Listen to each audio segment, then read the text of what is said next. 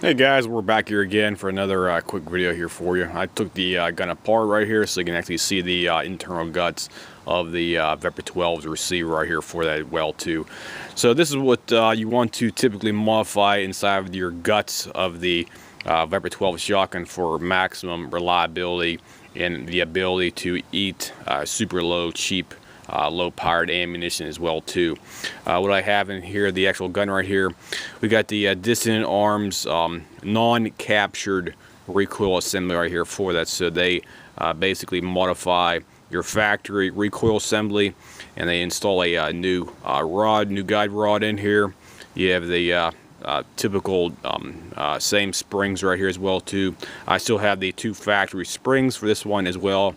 That's what I typically use for most of my ammunition out here because of the reliability factor. Plus they also have a plastic Delron sleeve right here. It goes up and back forth on the actual shaft right here, and that constitutes the primary called dissonant arms recoil assembly right there for that. The next thing is I do recommend completely stripping the actual bolt of all paint. This bolt right here and bolt carrier, I basically removed all the paint from the bolt carrier itself right here, and also had the bolt reprofiled. That you see right here, this bolt had been reprofiled on the bottom. Sorry about that.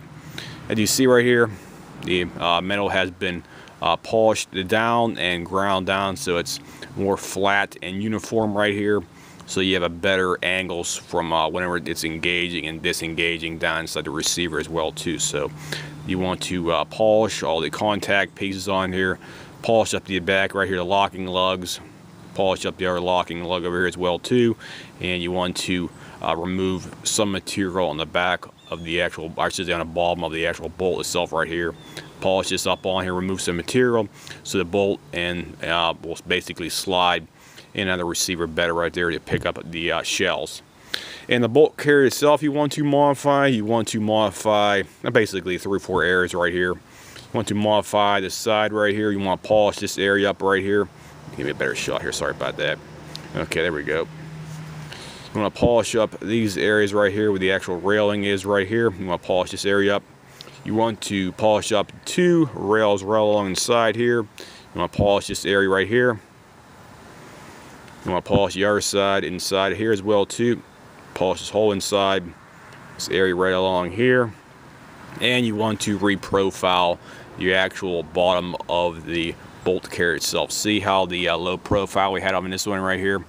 It has a super low profile on the actual bolt, or actually bolt carrier, sorry about that guys.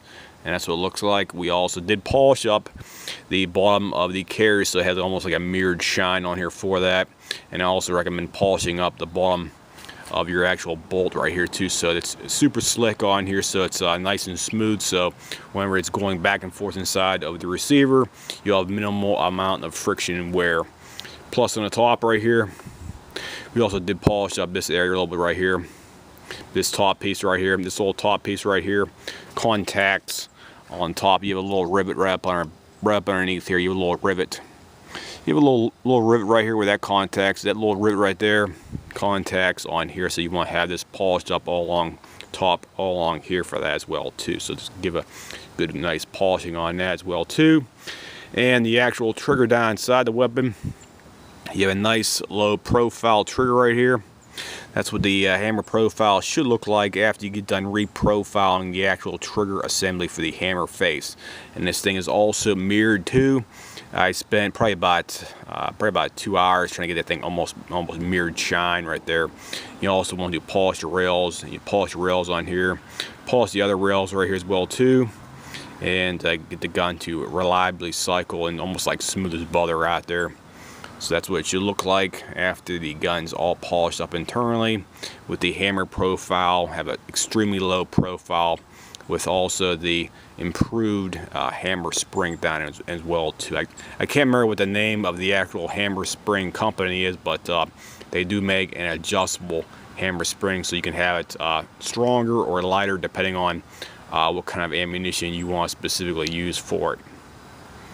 So that's everything about the Vepr-12 modification for low power, low brass loads. If anybody has any comments, questions, whatnot, feel free to leave me a message here, and we'll try to get back to you within 24 to 48 hours about some kind of a basic question you may have about this setup or the setup on your current Vepr-12 shotgun.